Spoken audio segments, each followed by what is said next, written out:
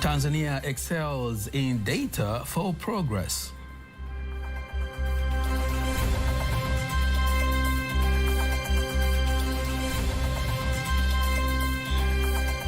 Rule of thumb is to have these poverty numbers every after 5 years.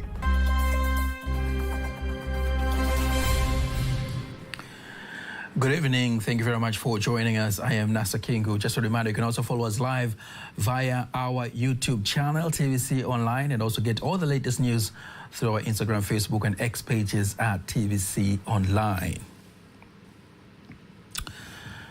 Minister of Finance, Dr. Mwigulu Nchemba, has met and held talks with the Minister of Infrastructure of Burundi, Captain Dieudonné Dukundane, where the two have discussed the progress of the standard gauge railway SGR project that upon completion will connect the two countries. Here are more details. During the talks held in Dodoma, the two leaders say that when the project is completed, it will stimulate mining and agricultural trade, as well as strengthen regional relations and promote the economy of the two countries. Dr. Nchemba insists cooperation between the two countries has been growing and that experts from both sides continue to meet to discuss various areas, especially the area of procurement and finance, to ensure smooth execution. Kushukuru pia kwa timu yako ambayo wameendelea kushirikiana na timu yetu ya wataalamu. I'm grateful to your team which has collaborated with our team of experts in finalizing all the process of the construction of the standard gauge railway. I reckon that your country's expert and our experts are conducting meeting currently in Dar es Salaam. And the procurement procedure and the financing procedures are ongoing. And we have also had discussion with the president and representative of the World Bank on the issue of engaging them as well. On the other hand, the Minister for Infrastructure and Housing of Burundi, Dieudonné Dukundane, says his country will ensure that the project is given a priority, and a team of experts from Burundi is already in Dar es Salaam working on procurement issues in collaboration with Tanzanian experts. Our president wishes for Tanzania to continue cooperating with Burundi so that everything goes as planned. And if there are any challenge, you shall not hesitate to tell us. The modern railway project, upon completion, especially the construction of the intersection of Uvinza and Musongati in Burundi, will ease the transport of 3 million tons of ore per year from the large nickel mine located in Musongati in Burundi, which is estimated to have reserves amounting to 150 million tons of nickel, cobalt, and copper minerals, and also it will strengthen the economic activities of the two countries. The Director General of Tanzania National Bureau of Statistics, Dr. Albina Chua, says Tanzania has made progress in incorporating statistics in the planning of the national development plans, aiming to reduce poverty. She made the remarks in Dar es Salaam during a meeting with officials from the World Bank. The meeting targets to evaluate the use of the low-interest loan of $82 million from the World Bank, which was given to finance the implementation of statistical activities from the year 2022 to year 2027 in the country. The action plan that we agreed between the two parties, the OCS, NBS, and the World Bank, for the second year, we have implemented 80% of the activities that we have agreed, which is a good progress. And the areas of the concentration were mainly on the ongoing national surveys that we are currently doing, and one being the integrated labor force survey that intends to produce labor market indicators, including unemployment rate, labor force currently around, and other indicators. And agriculture also surveys also going on, and we are also planning to conduct the household budget survey.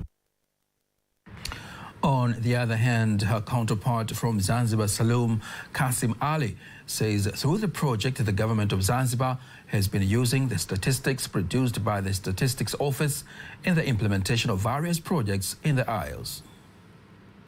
To the development of this country, because we always push ahead that we ask planners that they have to utilize the existing statistics to plan what has been done, what has to be done for the government. The senior economist from the World Bank, Thiraj Sharma, says the World Bank is satisfied with the progress made in the statistics application in various government activities in the country.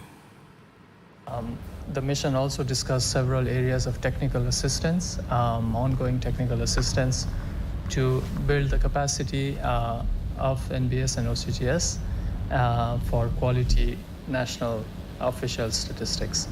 Overall, the mission looks forward to seeing implementation progress over the coming months as agreed during the mission, and looks forward to achievement of several results. Remaining in Dar es Salaam, stakeholders in the maritime sector and the blue economy worldwide have been urged to participate in the upcoming Blue Economy Conference, which will be held from 5th to 6th July at the Julius Nyerere International Convention Center in Dar es Salaam. The conference is organized by the Dar es Salaam Maritime Institute, DMI, and the Regional Maritime University of Ghana. Speaking to journalists, the rector of the Dar es Salaam Maritime Institute, Dr. Tumaini Ngurumo, says stakeholders in the fisheries industry, oil and gas sector, the financial sector from both the private and the public institutions, among others, are encouraged to take part in the international conference, which so far is expected to have participants from Tanzania, Uganda, Kenya, Gambia, Denmark, Ghana, and USA, among other countries. All stakeholders of the maritime industry, but all stakeholders of the blue economy. Here I am talking about ministries that are responsible for blue economy activities, such as oil and gas, also fisheries, and others. Now, not only government institutions that we are requesting collaboration from, but we also request for collaboration from private sector, ship owners, ship builders in Tanzania, logistics stakeholders. All of you are part of blue economy. Furthermore, Dr. Ngurumo says the conference will spearhead blue economy sector in the country. Important things, or three important subjects regarding blue economy. The first one is about maritime safety and security. Without safety and security in the maritime space, we will not be able to achieve the development that we want to achieve in blue economy. This will be the third Blue Economy Conference, and it carries the theme Navigating the Future, integrating the maritime safety and security, climate change actions, and technological advancement for blue economy. More than 4.6 billion Tanzanian shillings have been used for practical training programs for the teachers in the country to equip them with new skills for the new education curriculum as part of upgrading the Tanzanian education system. Speaking to TBC News in Dar es Salaam, the Director General of Tanzania Institute of Education, Dr. Annette Komba, says the government has set a proper system to ensure thorough training for all teachers that are expected to be part of the new curriculum. Able to train all teachers in Tanzania. We've also been able to train all quality assurance officers in Tanzania, as well as ward education officers. Furthermore, we have been able to train education officers, regional education officers, and municipal education officers. So we hope that by now I can confidently say that all teachers and all supervisor and coordinator of the new curriculum are well aware of the requirement of the improved curriculum. Furthermore, Dr. Annette Komba identifies official platforms that one can find books for the new curriculum, and furthermore, she urges education stakeholders in the country to maximize on the information communication technology ICT as part of increasing the quality of education in Tanzania. Our TIE e-library, they are available there, and the e-library is can be accessible free. What one requires is only to have a bundle, but right now we are working with some mobile providers so as to make sure that they zero rate the provision of the accessibility of textbooks from our e-library.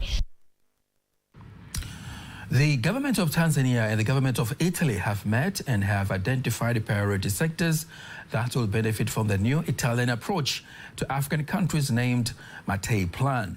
Speaking during the meeting that brings together the delegations from Tanzania and Italy in Dar es Salaam, the Minister of State, President's Office, Planning and Investment, Professor Kitila Mkumbo, says the meeting aims to discuss the implementation of Mattei's new strategic plan between Tanzania and Italy. Here are more details. Professor Mkumbo says the sectors that are expected to benefit from the Mattei Plan are agriculture, energy, education, health, and the blue economy. Nimekutana leo na ujumbe kutoka serikali ya Italia. I have met with the Italian government delegation and we have discussed about the Mattei Plan. This plan entails how Italy wants to collaborate with African countries in fostering development. In this plan, there are 4 priorities. They include education, agriculture, water, and energy. Lucky enough, these priority areas are aligned with Tanzanian priority areas, which are education, health, energy, infrastructure, and agriculture. And we have agreed to start establishing joint projects. On the other hand, the Director General of Development Cooperation in the Ministry of Foreign Affairs and International Cooperation of Italy, Stefano Gatti, says the Mattei program has set the area of agriculture as a priority to Tanzania, especially the coffee crop. Tanzania is now a priority country of Italian development cooperation, and we are devising a plan of activity. We have agreed with the Tanzanian delegation that the coffee sector will be a priority for both countries. Italy is a country of the coffee culture. Tanzania is one of the biggest growers in the world of coffee. So we will be developing together with the Tanzanian government a regional project in Eastern Africa on coffee with the private sector, and the aim will be to face the climate challenges of the coffee sector. In January 2024, Tanzania was selected as one of the African countries that will be prioritized by Italy through the new Mattei strategic plan, whereby an amount of 5 billion euros is allocated for the implementation of various projects. Mattei Plan is named after Enrico Mattei, an Italian public administrator who, in the 1950s, advocated for Italy to support North African governments to grow their economies and develop their natural resources. The ambassador of Netherlands to Tanzania, Wib de Boer, says the government of the Netherlands is committed to continue to boost the agricultural sector in the country, especially potatoes cultivation in the country, as part of ensuring food sufficiency, generating income for farmers and creating employment opportunities for the communities. She made the remarks in Dar es Salaam while launching potatoes variety registration guidelines programs in the country, commending the government for recognizing the importance of potatoes cultivation and for creating an enabling environment of which the guidelines are an integral part.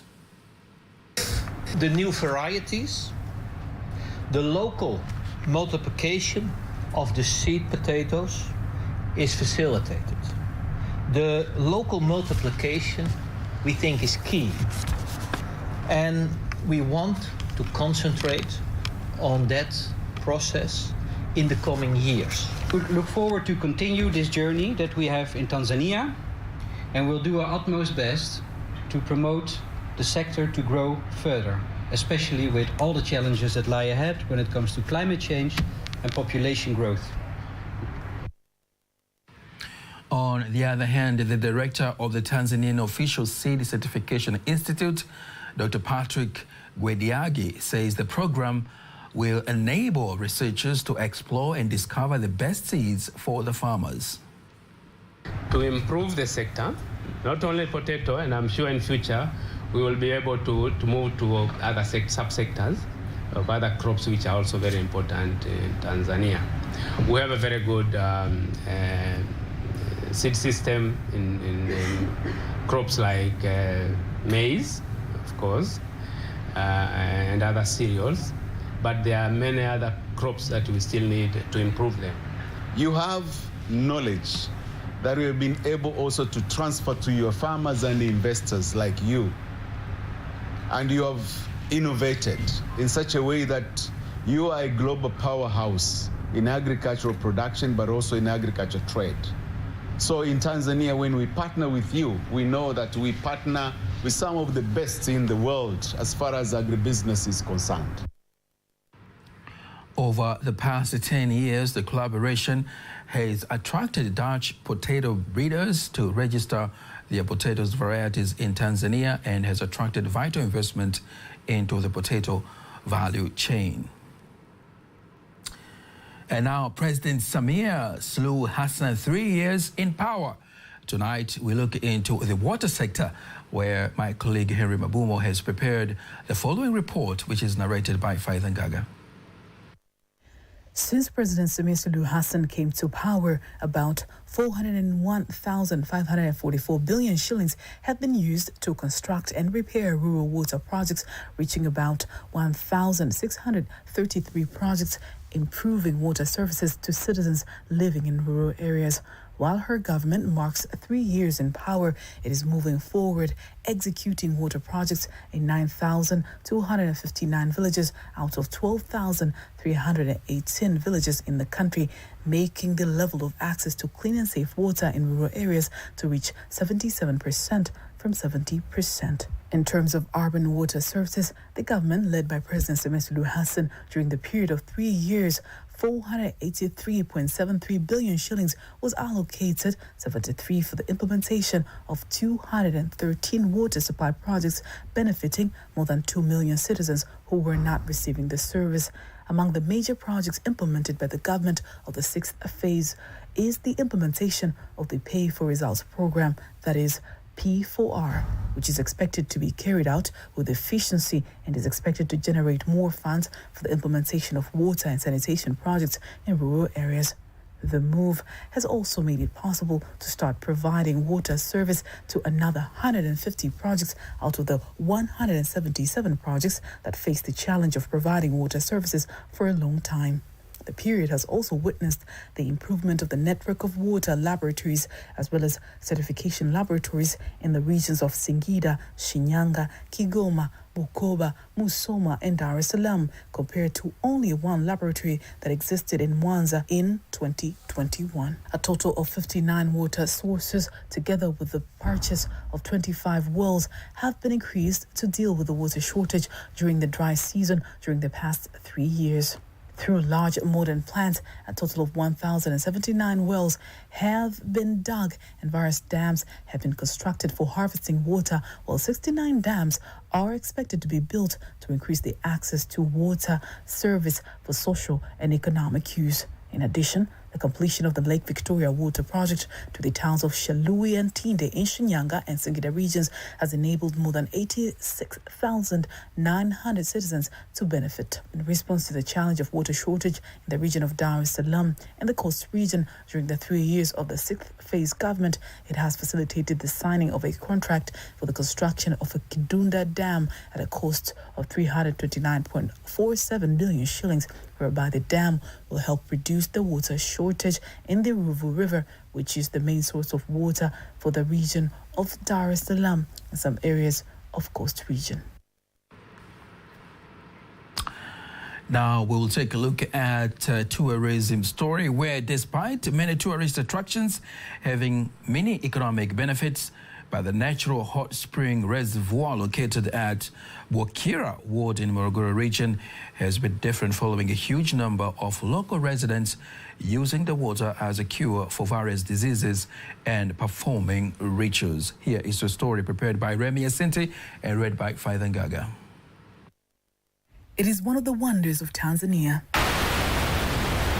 It is hot spring water that comes from beneath the rocks in this area of Bwakira in the Morogoro region. Here, some local residents describe what is hidden in the use of water in their communities. We use this water for bathing because it's good and hot. It boils itself. They have approved that it can also be used for bathing. Some people come here to perform rituals. Some come to fetch water and some for tourism, like British who visited here. But I wanted to know, what is the source of the hot water?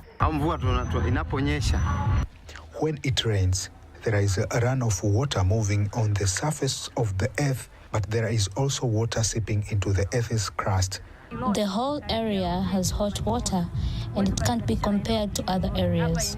We invite the guests to come and enjoy the scenery here. Lucas Lemomo, chairman of the Morogoro District Council, emphasizes the importance of capitalizing on this area as one of the tourist attractions, something that will increase local government and residents' income. I order the director to come with a strategic plan for this area to be secured, and second, for the village to provide the area to the district and cooperate with them. This area is among the few in the world to have such kind of setting. Interesting story there. Power of nature. Now, before we wind up the local news tonight, let us now take a look at today's exchange rates according to the Bank of Tanzania, BOT.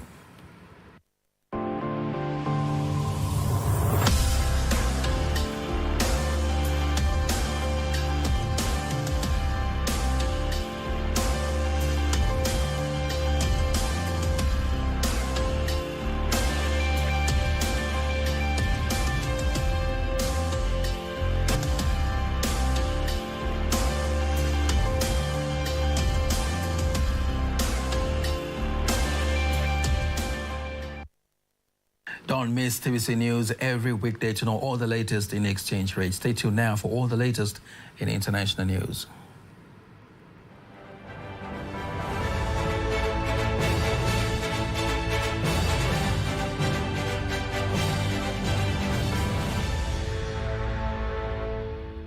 And here is international news as compiled by Ramadan Impenta and read by Esel Mafuru. A self-proclaimed apostolic prophet who kept 251 children on his property has been charged with exploiting youth. The police in Zimbabwe said that Ishmael Chokurungerwa, 56 at age, led a sect with more than 1,000 members in Harare. The children were allegedly used for cheap labor. Unregistered 16 graves were found in the farm, and the police said that among those graves, 9 were found for adults and 7 for children. Chokurungerwa was arrested on Tuesday for criminal activities, which include abuse of children. He appeared alongside 7 congregates before a magistrate's court in Harare, and all 8 of them were charged with violating children's rights and contravening burial and cremation laws. Mr. Chokurungerwa, who has been described as a self-studying prophet, was reportedly jailed in 2015 for leading an attack on police officers and a religious group who tried to challenge his sect of abuse claims. Senegal's top opposition leader Ousmane Sonko has been released from prison, triggering jubilant celebrations out of the prison as well as across the capital Dakar. Senegal's state broadcaster RTS has reported that Sonko was freed along with the key friend Bassirou Diomaye Faye late on Thursday. Their release comes after a crisis triggered by President Macky Sall's decision to postpone the February 25th presidential vote and was expected following last week's passage of an amnesty law for acts committed in a connection with the political demonstrations since 2021. The election, which authorities wanted to postpone for 10 months, is now due to take place on March 24th. Mr. Sonko, 49 at age, has been one of President Sall's severest critics. He was jailed for 2 years last July on what he described as trumped-up charges aimed at barring him from running for president. And 3 soldiers were killed and 27 people wounded in an attack on a hotel in Somalia's capital Mogadishu on Friday. Security services were earlier seen surrounding the Seal Hotel, usually frequented by government officials and lawmakers, following the late Thursday attack claimed by the Al-Qaeda allied militants. The police spokesperson in Somalia, Kasim Ahmed Robo, has said 3 soldiers died, 18 civilians and 9 soldiers were injured in the hotel attack. In all, the 5 terrorists were shot dead and their bodies were displayed. Despite being pushed out of several territories by government-backed forces since the mid-2010s, the militant group still controls vast areas in southern and central Somalia and launches sporadic attacks on civilian and military targets. That was international news. Sports news up next.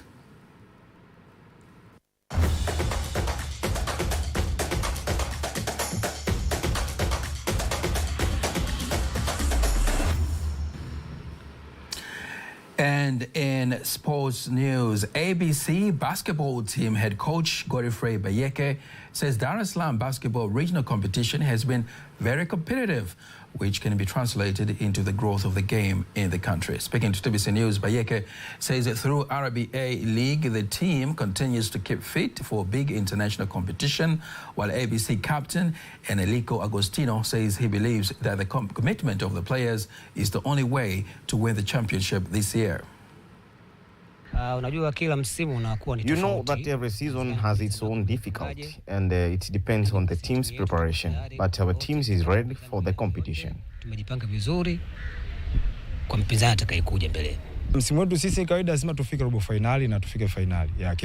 our season is, we must reach the quarterfinals in every competition. We must be among the top 8 teams. These are our goals.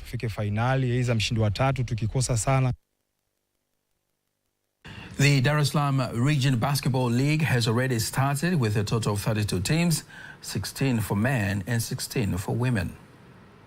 Just in case you missed the UEFA Champions League draw, the draw for the UEFA Champions League quarterfinal has been made with Arsenal battling Bayern Munich and defending champions Manchester City pulled against Real Madrid.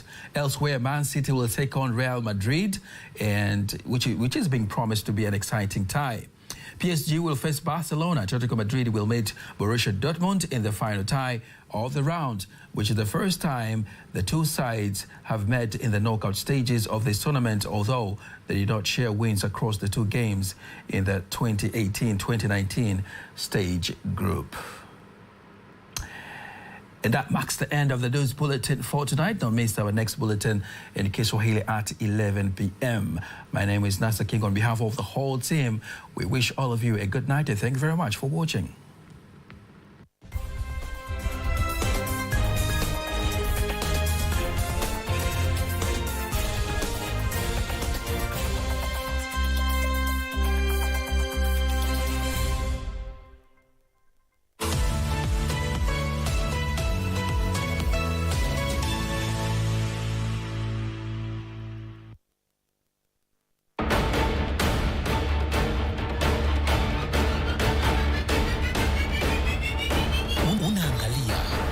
Tano na Khalid Gangana.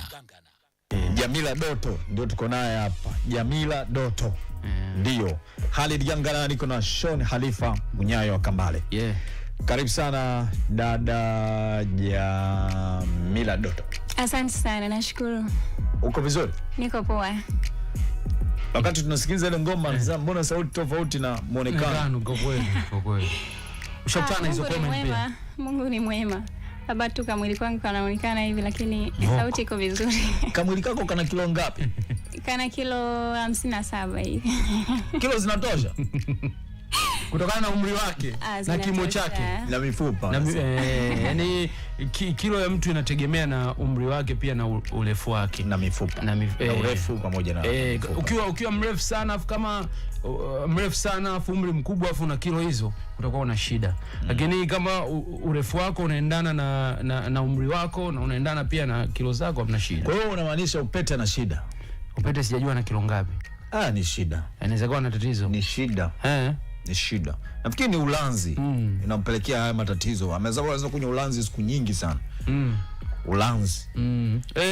Kule kwa Iringa. Kwa bia ni Iringa. Hivi ile ngoma ya Jamila analia kitambo, of course tulikuwa wadogo na wewe pia often utakuwa ulisikia ile ya Kamilioni.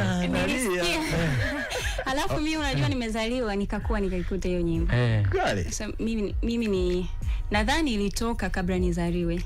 Kwa sababu nimezaliwa nikaikuta. Sasa sikujua ilitoka mwaka gani. Watu walikutania pia kupitia hiyo ngoma walinitania wengi sana. Hata sasa hivi tu. Ukawa unajishtukia wani kwa sababu za utoto kuna kipindi kuna utani unakubali, kuna utani mwingine unakataa. Wakati mwingine ndio inakuwa hivyo. Lakini sasa nimekuwa sasa hivi kwa sijali. Najua tu hiyo ni wimbo wala hata haina uhusiano na wewe. Ndio. Japo kuna wengine inawahusu. Kuna wengine inawahusu na wengine walitamani hata kubadilisha jina. Situ Jamila mimi. Nakataa jina. Niite Jami. Hadi kuna wengine wanasema yani waliokuwa wanakutania kwamba Jamila analia ameachwa na bwana wake. Sasa hivi Jamila ndo wao. Wameachwa. Kuna niseme wengine bana. Karibu sana. Asante sana. Kutoka Shinyanga hadi Dar es Salaam Ndio. Shinyanga ni home. Kahama. Yes, Kahama ndio. Shinyanga mkoa wa Kahama wilaya. Ndio. Yes, kule ni home. Kule ni nyumbani ndio. Lakini sasa hivi trip za dada zimekuwa nyingi sana. Zimekuwa nyingi kwa sababu